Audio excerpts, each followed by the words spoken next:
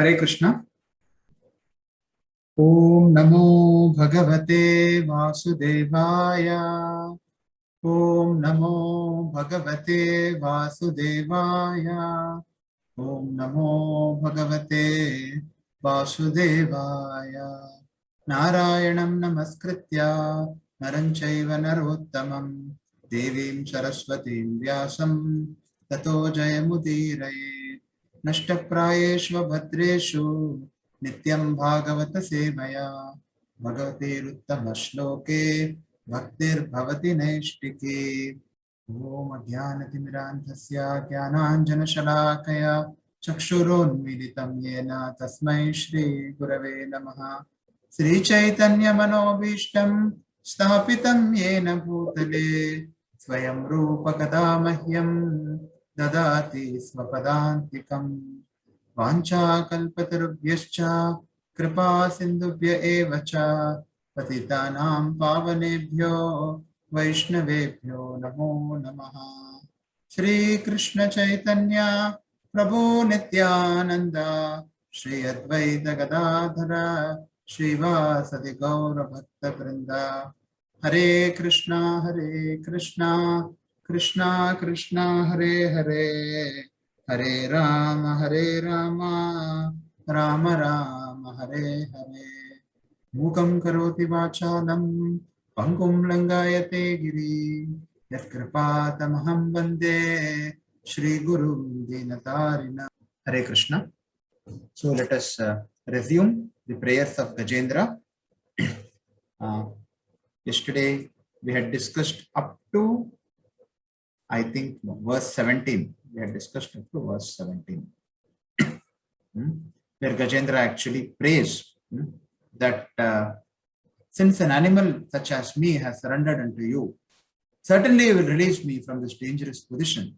Indeed, being extremely powerful, you incessantly try to deliver me.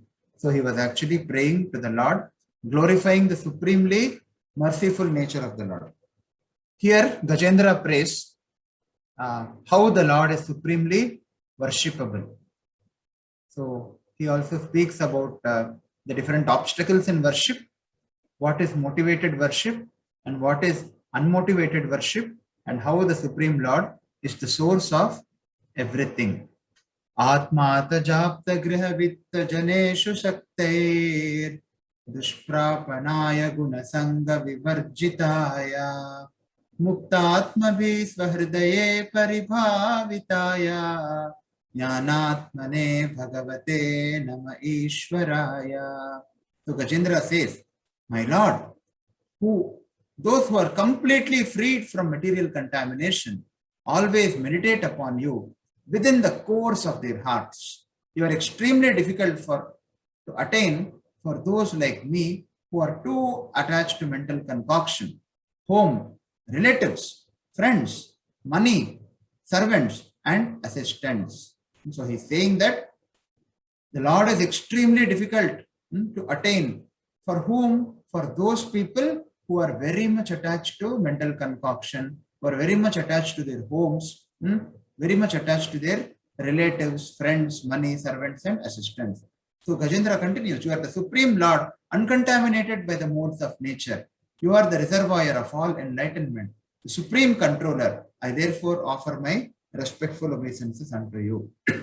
So, when one is contaminated by the modes of nature, one comes into this material existence because one has been rebellious of the Supreme Lord.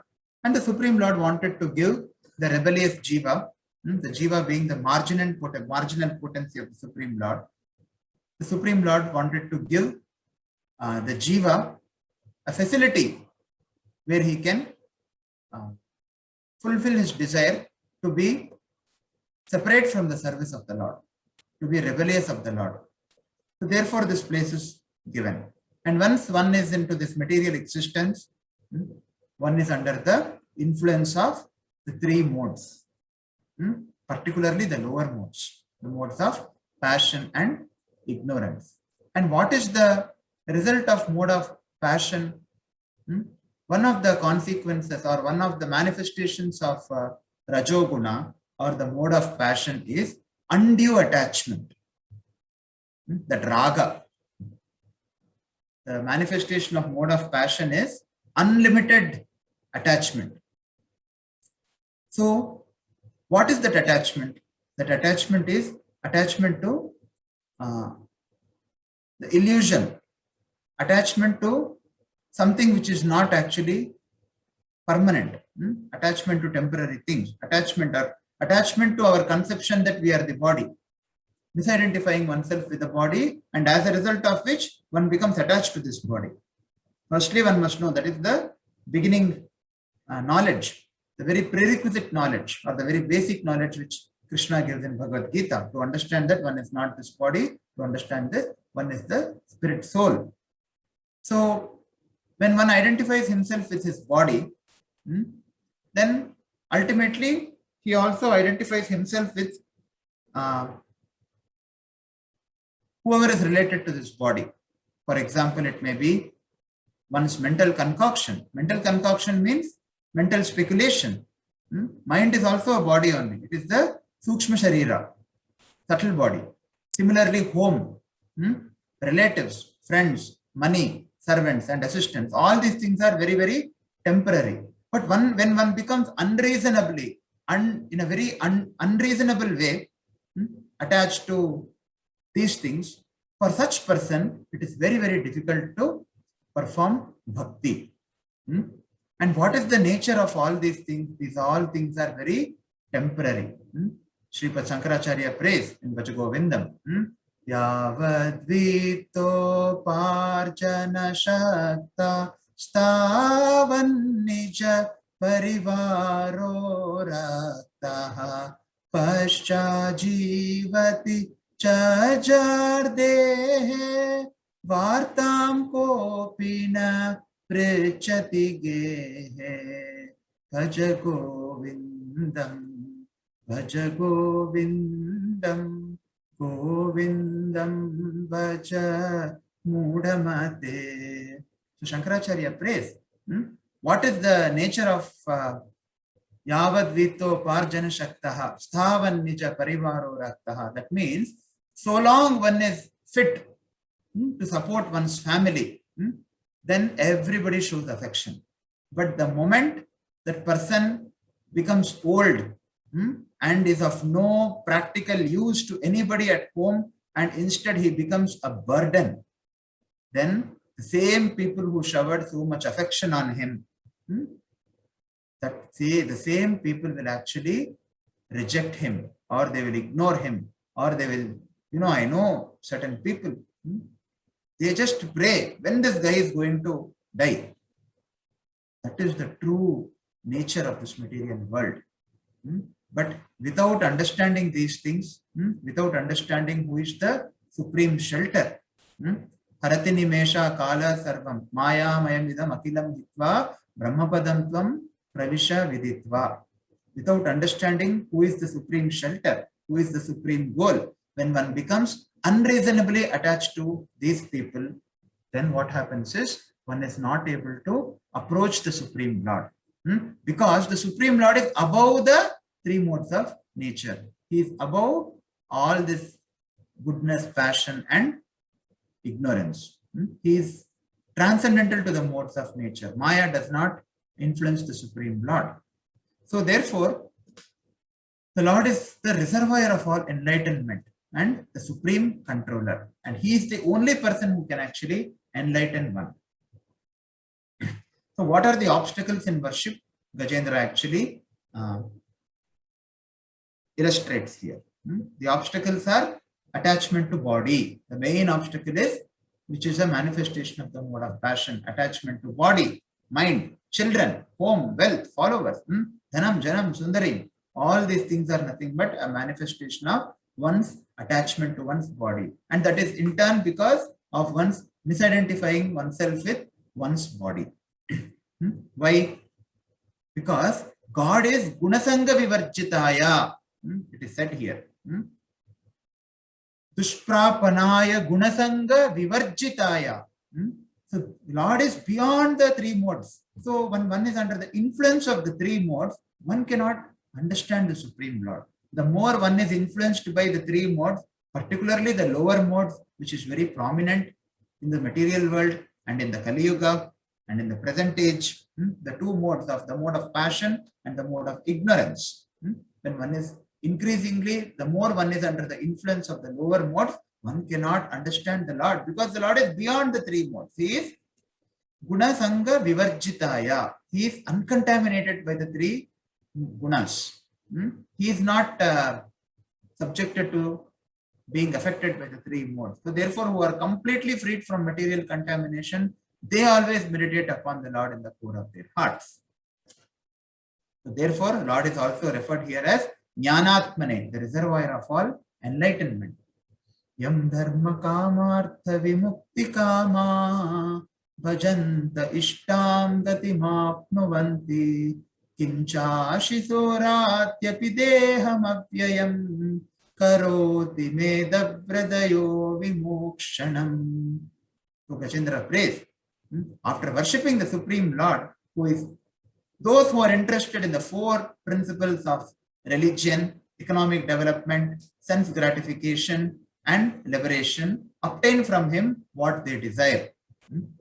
Then what to be said of other benedictions? Indeed, sometimes the Lord gives a spiritual body also for such ambitious worshippers. May that Supreme Lord, who is unlimitedly merciful, bestow upon me the benediction of liberation from this present danger and from the materialistic way of life. What a beautiful prayer. He is actually glorifying the supreme merciful nature of the Lord. Even if one has material desires, having material desires is very natural for those who are conditioned. But even if one has material desires, he must know whom to approach. It is very natural to have material desires. One may want money, one may want, some prestige, post, some position. But one must approach the Supreme Lord. Just like, although it is much better to approach one's own father, even if one has some unreasonable desire. Suppose one wants to buy some very expensive car or maybe two-wheeler when one is young. Then it is better that a child approaches his father very honestly, admitting that he has this desire. Of course, the desire itself is not good actually, because it is not going to increase one's relationship with the father. A child desiring something very unreasonable is actually not very much advised, because it is not good for the child. But still, it is very natural that everyone has these material desires, just like the child also has so many desires. We are also we are like very small children when compared to the Supreme Lord. So, just like we see small children, they have so many desires. Even the Lord is looking at us. So having material desires when one has this material body is very natural. Still, the Lord is so merciful that if someone approaches him sincerely, then he may even grant those material desires and even give spiritual body to such ambitious worshippers. For example, Dhruva Maharaj. What was his desire? He desired to have a kingdom which is much bigger than his grandfather and great-grandfather, than his grandfather Swayambhu Manu and his great-grandfather Brahma. He wanted to have such a kingdom. But he was very honest. He took the instructions of spiritual master very seriously. So therefore, whatever desire one has, even if it is a material desire, it is better to be very honest and better to approach the right person, better to approach one's own father than to approach somebody else. Because by approaching one's own father, what is happening is we are not denying the existence of father. When a child approaches his own father for a material desire, it may not be a very good idea or it may not be very pleasing to the father. But still, it is better that he approaches the father than he approaches someone else, because ultimately he is not denying the existence of father. He is expressing some desires, but he is acknowledging the father's position and is approaching the father. And eventually, such a person will be purified because he is able to understand that my father can give me. So although having material desires is not very good, still approaching the Lord if we have material desires is much better. In fact, Krishna describes such a person as a very, very magnanimous person in Bhagavad Gita 7th chapter. Chaturvidha bhajante mam, jana sukriti norjuna, artho jignasur artharti, jnani cha bhartarshava. So in the following verse, he describes how these four categories of people are also very dear to him. Because ultimately they have approached him. They have not approached anybody else. The very fact that they have approached him actually pleases the Lord. Because Lord is a person, ultimately. So when one approaches him, he is very happy with that. Of course, this desire itself is not a good desire, but still, whatever material desires one has, akama sarvakamo va, moksha kama udaradi, tivrena bhakti yogena, yacheta purusham param. So then what to be said of other benedictions? Sometimes the Lord is giving even spiritual body. In the case of Dhruva Maharaj, the Lord gave him both. He gave him a spiritual body as well as a kingdom which he actually desired. So may that Supreme Lord, who is unlimitedly merciful, this is the mercy of the Supreme Lord. So therefore, one must always approach the Supreme Lord irrespective of his position. So what is motivated worship? Those persons who are desiring dharma, artha, kama and moksha. That worship is called as motivated worship. And they obtain from Lord what they desire. And the Lord can also bestow spiritual bodies to such worshippers. So this is Krishna. He never disappoints anyone who takes his shelter. He is in everyone's heart and he gives whatever is desired by them. So we discussed. Then why then should Krishna not fulfill the desire of Gajendra, who has surrendered to the Lord to get freed not only from the present danger, but also from the danger of materialistic life? Even for people who are having material desires, the Lord is being merciful. That is what Gajendra is meaning here. Even for those people who are very, very attached to material desires, still the Lord is mercifully granting them when they approach the Lord. Then what to speak of Gajendra? Why shouldn't the Lord be merciful towards Gajendra? Ekantino yasya na kanchanartham vanchanti evai bhagavat prapannaha atyadbhutam tacharitam sumangalam gayanta ananda samudra magna. So here he's saying about how the unmotivated, he's saying about the unmotivated worship of the Lord, how the unalloyed devotees approach him. Unalloyed devotees who have no desire. Ekantino yasya kanchanartham. Unalloyed devotees who have no desire other than to serve the Lord, worship him in full surrender and always hear and chant about his activities. Atyadbhutam tat charitam sumangalam. Adbhutam. Adbhutam means most wonderful. Charitam means the pastimes. Sumangalam means most auspicious. So thus they are always merged in an ocean of transcendental bliss. Such devotees never ask the Lord for any benediction. He's speaking about, first he spoke about the motivated worshippers. Even if one has some material motivations, if they approach the Lord actually grants it, provided the person is not going to go astray, and he has the proper, qualification for it. And here he is speaking about the unalloyed devotees. The unalloyed devotees are those who do not have any other desire than to serve the Lord. Anya bhilashita shunyam jnana karmadhyanavritam anukulyena krishnanushilanam bhaktiruttama. So he is speaking about the uttama bhaktas here. Those who have no desire other than to serve the Supreme Lord and always worship him in full surrender. Satatam kirtayanto man yatantascha dridhavrataha. So that kind of devotee he is speaking here. So such devotees, they don't ask the Lord for any benediction. The motivated worshippers, they are asking benediction from the Lord. But the unalloyed devotees, they are not asking the Lord for any benediction. But now Gajendra is speaking about his position. However, I am in danger.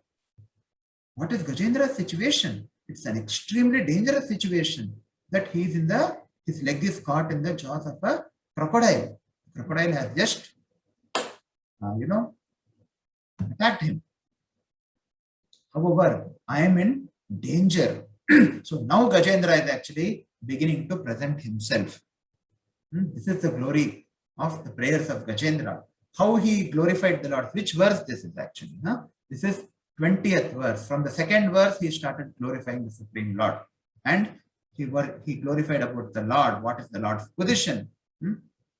What is the inconceivable form of the Lord? How Lord is supremely merciful. And now he is actually beginning to express himself. However, Lord, I am in danger. So, unmotivated worship is about those pure devotees who do not desire any material objects. Why? Because they have the greatest wealth of Shraddha and surrender to the Supreme Lord. This is the greatest wealth which the unmotivated devotees possess. They have strong faith in the Lord. And they actually, because of that faith, they surrender to the Lord. Therefore, they do not approach the Lord for any material benefits. Their happiness in glorifying the Lord is much greater than what happiness is obtained by material boons. In fact, that is what happens when one takes the association of a pure devotee very seriously. Dhruva Maharaj, he had some desire. He wanted a kingdom. But he still took the instructions of Narada Muni seriously. And he went and he performed very rigorous tapasya, exactly following the instructions which were given by Narada Muni out of great respect. So, when one does this, this is a very important item in bhakti. What is that? In Bhagavad Gita, there is the word amanitvam madam vitvam ahimsa kshantirarjavam acharyopasanam shaucham steyamatva vinigraha indriyarteshu vairagyam anahankarameva janma mrityu jara vyadhi dukkha dosham darshanam. Acharyopasanam. It's very, very important. When what does it mean by having faith?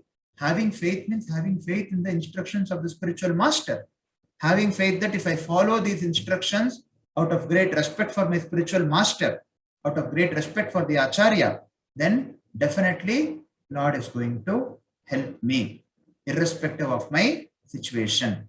Lord is always going to be with me. So their happiness in glorifying the Lord is much greater. What is the instruction Srila Prabhupada has given us? To chant 16 rounds, to follow the 4 regulative principles, to hear Srimad Bhagavatam every day.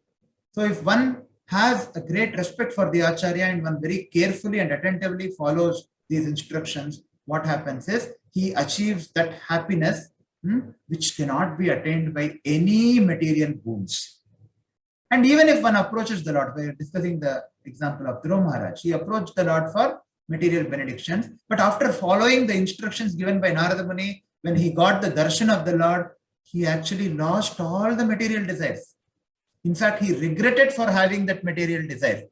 He was saying that he exactly used this word. It is there in the 4th canto of Srimad Bhagavatam, that I was desiring for broken pieces of glass, but I have got a diamond now. So he was regretting his material desire.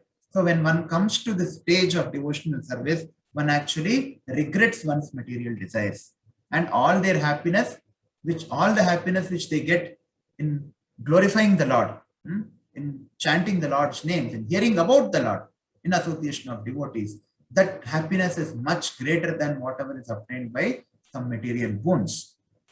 However, in this case, what is happening? Gajendra has no other alternative. He is completely, he is just not having any other option. He has to be saved. He is in great pain. When there is no alternative, fully being dependent on the Lord's mercy, sometimes it may appear that they circumstantially pray for some boon.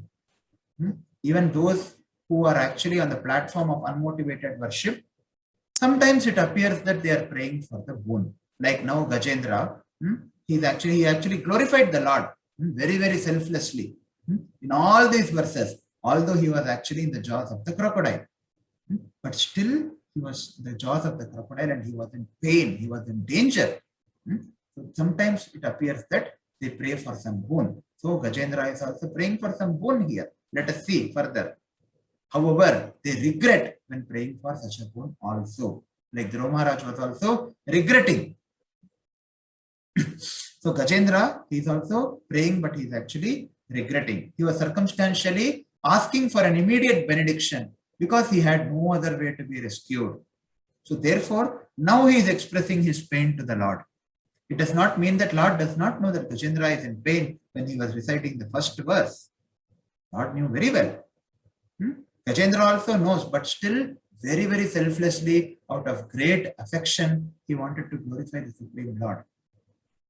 Although he was in great pain, the Lord knew that Gajendra is in pain.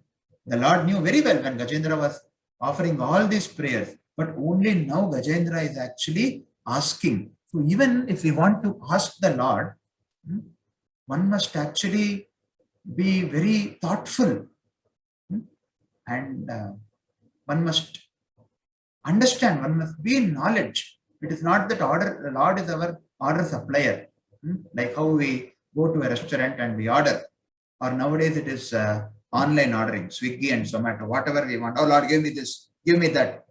Is Lord our order supplier? Is he our servant, or are we his servant? And I mean, what do you call? He is feeling very embarrassed.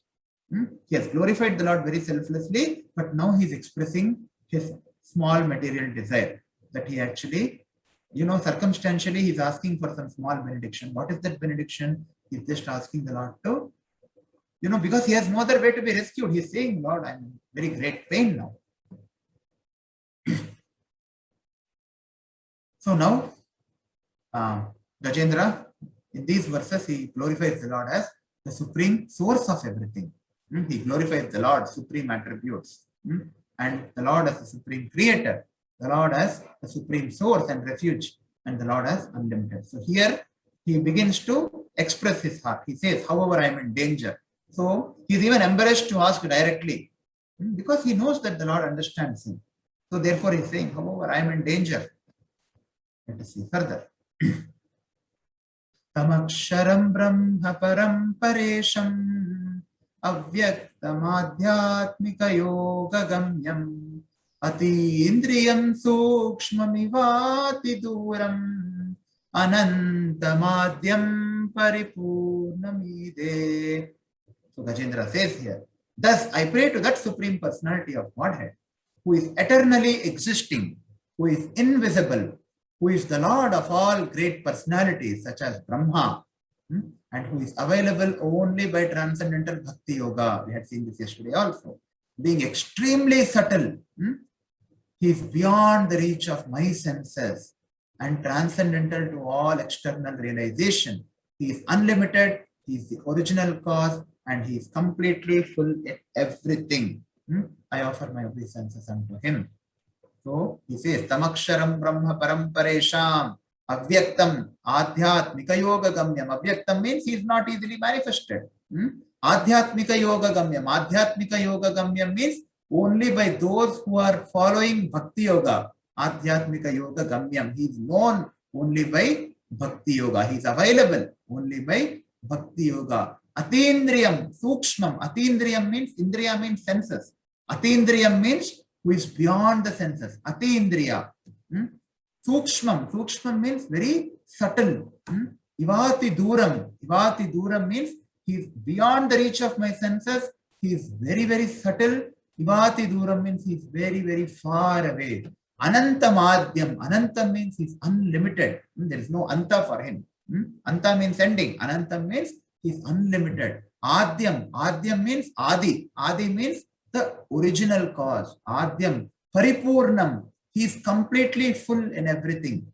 Purnamada Purnamidam. Purnat Purnamudachyate. Purnasya Purnamadaya Purnameva Vasishyate. I offer my obeisances unto him. Yasya Brahmadayo Deva Veda Lokas Characharaha Nama Rupa Vibedena Kalvyacha Kalaya Krita. The Supreme Personality of Godhead creates his minor parts and parcels, the Jiva Tattva, beginning from Lord Brahma, the demigods and the expansions of Vedic knowledge, and including all other living entities, moving and non-moving with their different names and characteristics, So here he is able to, he is actually glorifying that Supreme Lord is the original cause of all causes. He is the supreme creator. He is supremely independent. And he is the one who creates minor parts and parcels like Lord Brahma. So he is not seeing the demigods on equal level with the Lord. Gajendra was not seeing the demigods on equal level with the Lord. That is actually an offense to the holy name of the Lord. To see the demigods to be equal or independent of the Supreme Lord. It is just like, in fact, it is very, very embarrassing to the demigods also if one takes to worshipping the demigods for some material motivations. It is like this. Suppose, a very high police official or maybe the police commissioner or the DGP is present here and there is a constable present here. Both DGP and constable are actually the police department only, or maybe the prime minister and the constable, whomever it is. They are present before you. You have one garland. If you put it to the constable, how will the constable feel? He will tell, put to him, right? In fact, he will feel very, very embarrassed. Similarly, the demigods feel very embarrassed when they are approached with material desires. Because who are the demigods? The demigods are none other than the representatives of the Supreme Lord. They have been appointed by the Supreme Lord, just like many government officials are appointed by the Prime Minister for a particular task. Indra for a particular, the post of Indra for a particular task, the post of Varuna, the post of Agni, the post of Vayu, the post of Brahma. All of them are entrusted with certain responsibilities. They are all nothing but posts. That's all. They keep changing as the different manvantras, are changing. We have heard this.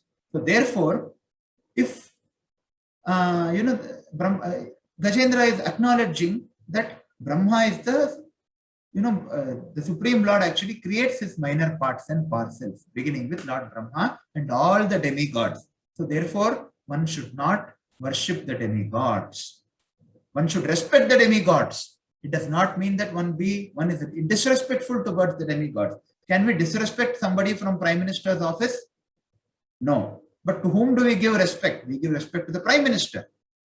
If a Prime Minister and some other official, secretary to the Prime Minister is there, to whom do we give respect? We give respect to the Prime Minister, not to the secretary. But it does not mean that we disrespect the secretary. Secretary is also appointed by the Prime Minister. In fact, we take help of the secretary. We can take help of the secretary to approach the Prime Minister because secretary is appointed by the Prime Minister. Similarly, one should understand what it means to worship the demigods, particularly for material desires. It is very embarrassing even for the demigods to worship the demigods for material desire. So one must stop this demigod worship, particularly when one comes to know about the supremacy of the Lord. So Gajendra is actually in complete knowledge of Lord's supremacy and is expressing that here. Yatharchishogne savitur kabhastayo niryanti samyan yashakrit svarochishaha tathayatoyam gunasam pravaho buddhir manakkani sharira sargaha. So he says, as the sparks of a fire or the shining rays of the sun emanate from their source and merge into it again and again, the mind, the intelligence, the senses, the gross and the subtle material bodies, and the continuous transformations of the different modes of nature all emanate from the Lord and again merge into the Lord. So he is glorifying the Lord as the source of everything here, just like the sun rays actually emanate from the sun and merge into the sun. Similarly, the mind, the intelligence, the senses, the gross body, the subtle body, and continuous transformations, all of them emanate from the Lord during the creation, and all of them again merge into him during the pralaya. Savaina deva suramartya tiryan na stri na sandho na puman na jantu Nayam gunakarmana sanna chasan nishedasesho jayata dashesha.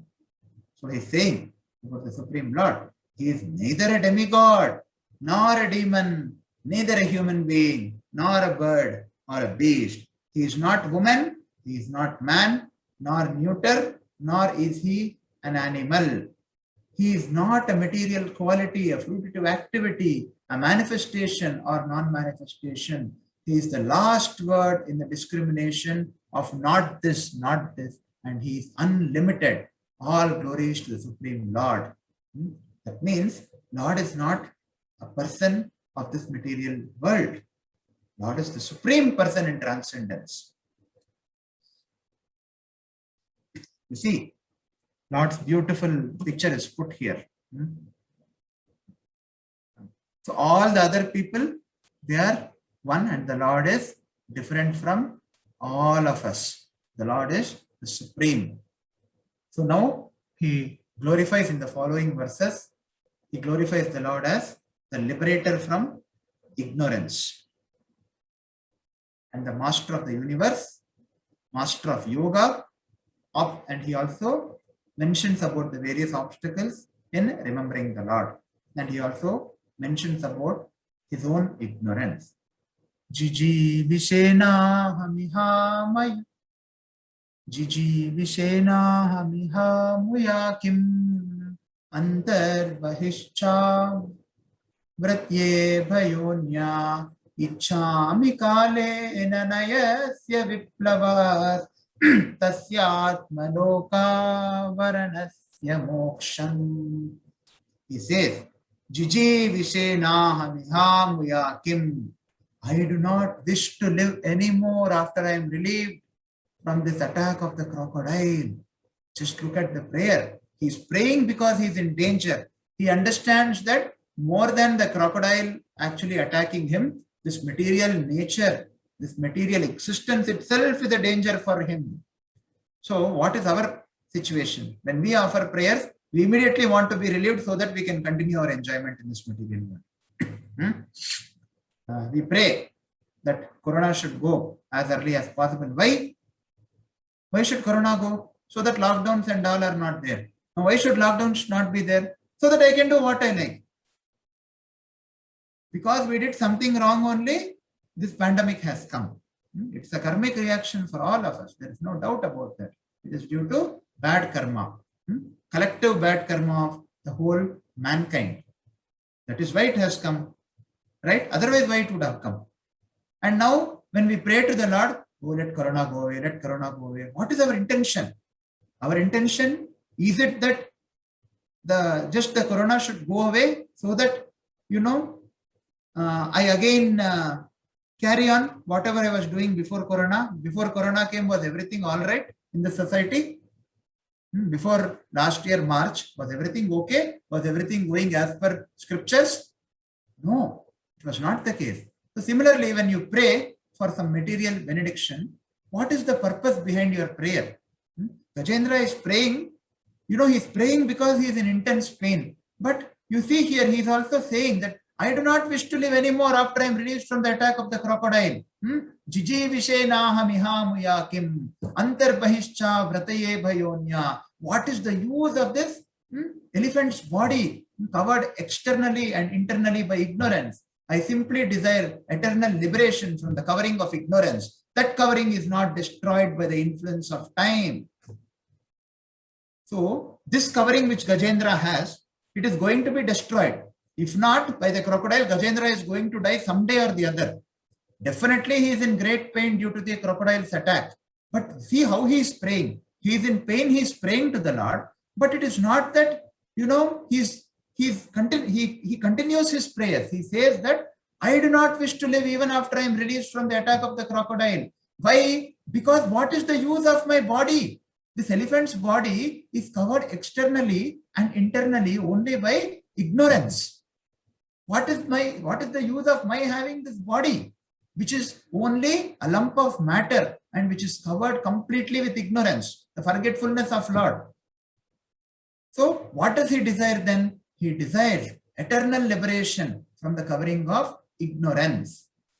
He desires, he wants to be relieved from this material existence, not simply from the jaws of the crocodile. Yes, he has been reciting this prayer because he has been attacked by the crocodile, but he continues his prayer like this. Oh my Lord, it is not just that this I want to get relieved from the attack of this crocodile. This whole material existence itself is dangerous. Padam padam yat vipadam natesham.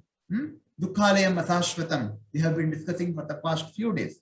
He says that it is not that only I want you to rescue me only from the attack of the crocodile.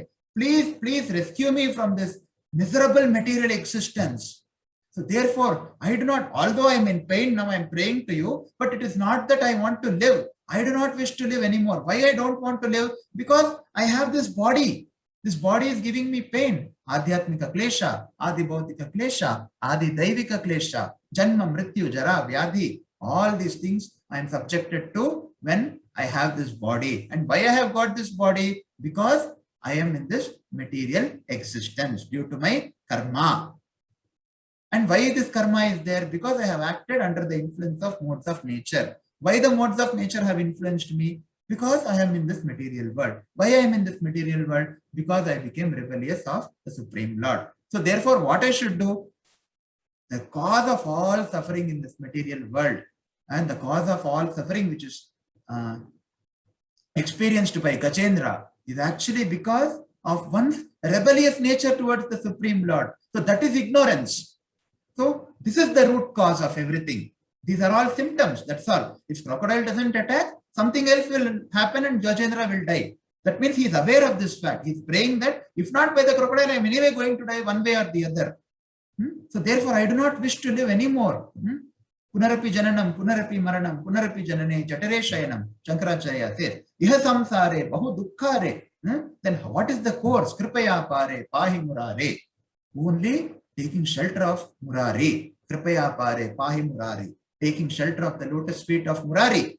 That is the only way in which one can overcome the onslaught of material existence. So, he is not simply, although the reason why he began praying is because of crocodile's attack, but he just does not want to get relief from the crocodile's attack. In fact, he wants complete relief from this ignorance. And what is that ignorance? That ignorance is one's forgetfulness of the Supreme Lord, due to which one rebels, one becomes rebellious of the Supreme Lord. This is ignorance. So he wants relief from this ignorance. He doesn't want just some material benefit. So that is the prayer of a pure devotee. He is ready to face, but he is ready to face the reactions of his karma. But when he prays in some suffering, it is not simply to relieve that suffering alone. He prays in complete knowledge. He prays to the Lord to relieve him from the suffering which is actually happening because of his being present in this material body, in this material existence. So he prays to the Lord as the liberator from material existence. Now, who can attain the eternal kingdom of God? Krishna says in Bhagavad Gita, Nirmana moha chitasanga dosha adhyatma nitya vinivritta kama dvandver vimukta sukadukka samne gacchantya mudha padamavyayam tar. So therefore, those who are free from this false prestige, illusion and false association, who understand one should be free from three things: false prestige, illusion, and false association. Nirmana, moha, jita, sangha, dosha, and who understand the eternal, who are done with this material lust. Dvandver vimukta, sukha dukkha samjne, adhyatma nitya vinivritta kama, who are done with this kama. Dvandver vimukta, dvandver means duality, one who is freed from this duality of happiness and distress. What dvanda is? Sukha and dukkha are nothing but dvanda. Dvandver vimukta, sukha dukkha samjne, gacchantya muda. That person actually goes. Gachanti means goes. Gacchantya muda padamavyayam tar. So such a person can actually attain the eternal kingdom of God. And what is the characteristic of that kingdom? Gajendra wants liberation. He wants liberation and he wants to go back to the Supreme Lord. What is the characteristic of that kingdom? Natad bhashayate shuryo. These are all continuous verses in the Bhagavad Gita. na shashanko na pavaka, yadgatva na nivartante, taddhama paramam mama. If one is actually relieved from ignorance, then one becomes eligible to render devotional service and go back home, back to Godhead. And what is that place? That place is a place that, supreme abode of mind Lord describes, is not illumined by the sun or the moon. Atat bhashayate suryo nashashanko na pavakaha. There is no darkness there. Yadgatva na nivartante taddhama paramam. That's a permanent place, permanent residence. Those who reach it will never return to this material world.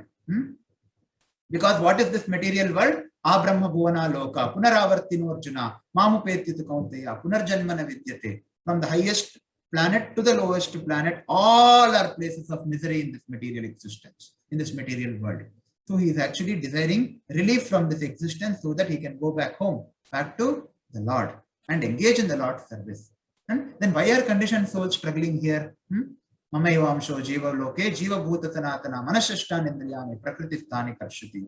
They are suffering in this material world because they are conditioned, and that conditioned, why they are conditioned? Because they are rebellious. They have been rebellious. All of us are rebellious of the Supreme Lord to some extent or the other. That is why we are actually put in this jail of material existence. So Gajendra wants relief from this jail. In the jail, everybody in the jail, sometimes somebody is beaten. It is very common. It's very natural in a jail. So Gajendra, he is not simply praying that, it is like a jailer who is praying. If he is being beaten in the jail, if he prays that, what is an intelligent prayer? Is it that is praying just to get relief from beating an intelligent prayer? No. An intelligent prayer is to get relief from the jail itself. Because to stay in jail is not a natural condition for a citizen. Because he has committed some crime. He has not followed the law and order of the state. That is why he is put in jail. And when he is put in jail, somehow or the other, he is going to get punished in one way or the other. So desiring just some relief from that punishment. See, when, for example, you see, if there is a criminal, not a jailer, sorry, jailer is a different terminology. If there is a criminal who is in a jail and he is being beaten like anything in the jail, then suppose the president comes to the jail. And if there is a special privilege in Constitution of India, if the President of India, there is something called as the mercy petition. What is that petition all about? Mercy petition means you can appeal to the President. He can actually free anybody from capital punishment. So when the President comes to the jail on an Independence Day and he gives his audience to somebody, if that person asks the President, if the President says, okay, he gets what should he ask from the President? Should he ask, please tell this, person to stop beating me every day? That is my desire. Can't the President grant that desire? But is that not a foolish desire? That is not what Gajendra is praying here.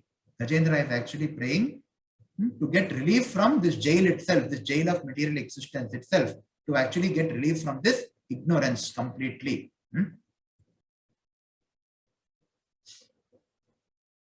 So circumstantially, it appeared that he prayed for being relieved from the jaws of the crocodile. However, he also did not desire to enjoy his body after being relieved. It is not that he wanted to enjoy with this body. He is in pain, so he prayed. There is nothing wrong to pray when we are in pain. When we are in great pain due to COVID or some other situation, it is not wrong to be in pain. Sorry, it is not wrong to pray. But one must know why is one in that pain. Today COVID is there. Tomorrow, after some years, some other thing may come. Third wave may come. Or how many waves are going to come? We don't know. So many waves are going to come. In this material existence itself is, like being in an ocean of misery.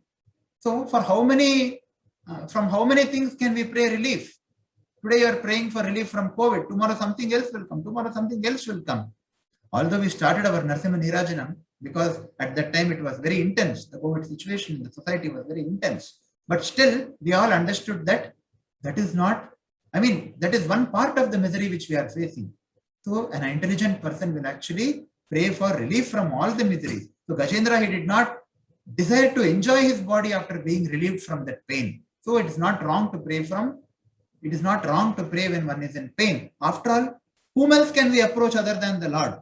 He only can mitigate us from all the pain. But one must understand what is the, actual pain which one is facing. The actual pain which one is facing is separation from the Supreme Lord, separation from the Lord's service in this material existence. That is the actual pain. He wanted to come out of the elephant's body and out of ignorance, and he wanted liberation from material existence. So although he circumstantially prayed for some material boon, even though a very advanced devotee sometimes may pray circumstantially for some material boon, like Gajendra is praying, he's in great pain. There is nothing wrong in praying. But when he is praying for that material boon, what is his consciousness? Let us see. He prays only to the Supreme Lord. Even when he is in the greatest pain, he does not approach any demigod or any sadhu baba who actually does some jadoo and gives relief. He does not approach anybody when he is in pain, or when he has even some material desire. If he wants some material boon, he approaches only the Supreme Lord, like Kardam Muni. Then he approaches the Supreme Lord with deep regret. Gajendra was regretful because he is covered with ignorance due to elephant's body. He is not saying that, I have done so many pious activities in my previous life, O Supreme Lord, and now you are giving me so much pain. Did he blame the Lord? No. In fact, he is being regretful of his position in this material world. So therefore, even when an advanced devotee, when a devotee actually approaches the Lord for a material desire, he should feel ashamed of the desire. See, he may not be able to overcome the material desire because he is not sufficiently advanced, but he should feel ashamed of the material desire. This will please the Lord. He should not think that, this material desire is good. For example, if one is in very bad need of money and one's financial situation is very bad, one can pray to the Lord. But one must acknowledge one must be very deeply regretful, because all this bad karma and all this suffering is coming because of one's being forgetful of the Lord. So one must regret one's forgetfulness of the Lord. And when he prays for boon, when a devotee prays for boon, he should not have any attachment to the material desire separate from the will of the Lord. So one's prayer should always be, Lord, oh my dear Lord, if it is your will, then please let me have this. Because I am feeling regretful that I am having this desire, but still I am having it, I am not able to overcome it. So therefore, if it is your will, and if my devotion is going to be safe, if my devotion is going to be protected, if I am not going to get distracted, then please give me this material boon so that I can use it in your service. Like this you can pray for material boon, then that is not wrong. So therefore, even if one has some material desires, if one wants to pray for some material boon, he should pray only to the Supreme Lord, not to anybody else.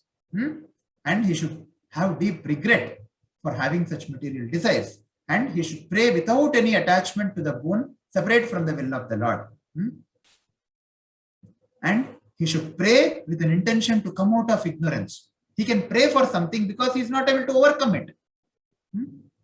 But he should pray with an intention to come out of ignorance, just like Gajendra is praying here. He should pray to the Lord with an intention to serve the Lord with the material facility, if the Lord desires so. Soham Vishvatrijam Vishwam Avishwam Vishvavedasham Vishvatmanam Ajam Brahma Pranatosmi Param Padam. Now, fully desiring release from material life, I offer my respectful obeisance unto that Supreme Person who is the creator of this universe, who is himself the form of universe, and who is nonetheless transcendental to this cosmic manifestation. He is the supreme knower of everything in this world, the super soul of the universe. He is the unborn, supremely situated Lord. I offer my respectful obeisances unto him. So he prays that the Supreme Lord is the source of everything. So if one is sufficiently intelligent, one must know that there is someone who has created this cosmic manifestation, someone who has supplied the ingredients for this cosmic manifestation. How else this cosmic manifestation is being maintained? The sun is rising in the east. It is always setting properly in the west. All the seasons are happening very systematically. How is all this happening? So one must acknowledge that there is a supreme person who has created this, who is maintaining this, who has supplied the ingredients. Did it come out of a big bang?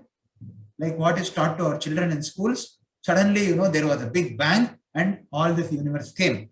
Can anything constructive, can anything beautiful, can anything which is, which has so much of, symmetry, and which is very wonderfully functioning, can it come just by some destructive mechanism?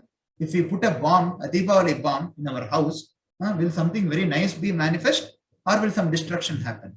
Then how can it come from a big bang, like it is taught to our children in the school, who is eternally existing, and who is not within this cosmic manifestation? Simply on this basis, one can offer respectful obeisances unto the Lord, and this is the beginning of devotional life.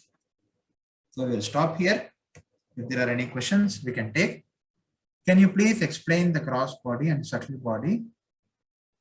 Gross body means the body which you can see, Mataji, and the subtle body means that body which you cannot see. But just because you cannot see, it is not that it is not a part of the body. The mind, intelligence, and false ego, man, buddhi, and ahankar, you cannot see it. The gross body can be seen. Subtle body cannot be seen. That is called the subtle body. Okay. Soul is in which body? Soul is covered by the subtle body. And when death happens, what happens is the soul through the subtle body goes from one gross body to the other gross body. That's all. Ganesha is demigod, and you say, but first, before performing any puja, we worship Ganesha. Very good question. And then we start the puja. Why do we do that? Very nice question, actually.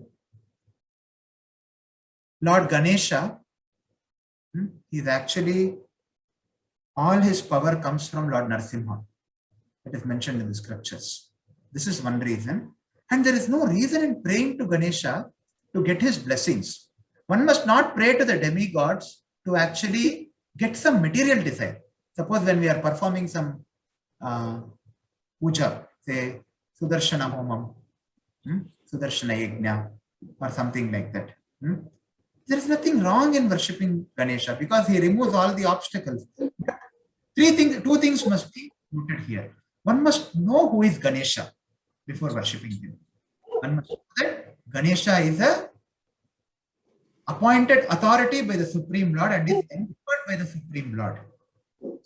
Okay. And second, one must not approach him for some material benediction. When you are doing a puja, you seek for auspiciousness, you seek for blessings, particularly you seek for blessings from all obstacles. You pray to Ganesha, Vignam.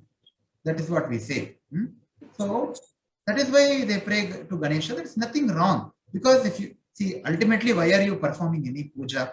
Kayena vacha, manasendriyeva, buddhyatmanava, prakrite svabhava, karomi yadyat sakalam parasmai narayanayati samarpayami. This is what any pujari says after he performs the puja. So that puja is actually done, karomi yadyat sakalam parasmai narayanayati samarpayami, as an offering to Narayana, right? So the whole puja is an offering to Narayana, basically. He is the enjoyer of that puja. Then you can pray to Ganesha so that Ganesha removes the obstacles from that puja, because the puja is an offering to the Supreme Lord. Yes, Prabhuji. There is nothing wrong in praying to demigod, provided you know who is the demigod and what is the demigod's position. You should not think he is equal to the Supreme Lord or greater than the Supreme Lord. And you should know that he is an appointed authority by the Supreme Lord. And thirdly, you must pray for, you can pray to them, you can seek their blessing, you should respect them in fact. Praying is not wrong, but approaching them for material desires, that is not correct. First of all, material desires is not correct. Even if you have material desire, better you approach the Supreme Lord than approaching the demigod. And even if the demigod actually sanctions it, it is only because the Supreme Lord has sanctioned. Then why not go directly to the Supreme Lord? Yes, okay. Prabhuji. Yes, Prabhuji. Thank you. The demigod, there is no doubt about that. Don't be disrespectful and yes. Thank you, Prabhuji. Dhanwad. Any other question? Hare Krishna, Prabhuji. You have 10 minutes. Hare Krishna, Prabhu. Prabhuji, as you said, demigods. So we already having our deities as home deities, or what you say, Lord Shiva. Somebody has, for instance, me. I am also very attracted to Shiva also, and I am now completely understood that Krishna is supreme. Yes. So whenever now I am praying to Shiva that please give me strength to get into devotional service of Lord Krishna. That is a Is that beautiful okay? prayer. Is that Beautiful okay? prayer. In fact, Lord Shiva will be very, very pleased with your prayer if you do that. Yes, Prabhu. I have told you also that is Shiva Yes, already yes. have been. Yes, I remember. So that will be okay, Prabhuji. Yes, Prabhu. That is, it is very glorious. In fact, Lord Shiva will definitely bless you. If you pray to Lord Shiva like that, he will not feel embarrassed also. Yes, Don't think Prabhu. he is Already. going to feel embarrassed. He is going to feel very happy because Lord Shiva is the greatest devotee of the Supreme Lord. Vaishnavanam yatha Shambhu. Yes, Prabhuji. And Okay? yes, Prabhuji. And I want to again regret one thing, Prabhuji. I had already told you that at one point I told some of the person who asked me, is Krishna is the supreme, or maybe Krishna is the God? And at that time I told that no, every God is equal. No, yes, you know you are telling that that is very wrong. And so I want to admit my wrong thing that I have committed at that point of time. And thank you for enlightening us with this Thank you for your information. enthusiasm, Prabhu. Thank you Prabhu. for your Hare Krishna. encouragement and enthusiasm. Do we have any other questions? Or can we stop for Hare the day? Krishna. Hare Krishna. Yes. Hare Krishna. Here in 8.3.24 translation, it was said that he is the last word in the discrimination of not this, not this. I am unable to understand this. Please explain. Neti principle, which is actually followed by the what do you call the Mayavadis. This is the last word actually. So as far as my understanding goes, not this, not this. See, generally, this negators or the Mayavadis, they try to, there are a class of people who try to approach the Lord by rejecting many things. They say that this material world is false. They say that this is not right, that is not right, this is not permanent, that is not permanent. But ultimately, they will not be able to explain the source of the world actually, the source of the creation. So that is probably what is meant by, the discrimination of not this, not this. Let's just refer to the guide also here. Yeah, we can discuss it offline. Hare Krishna.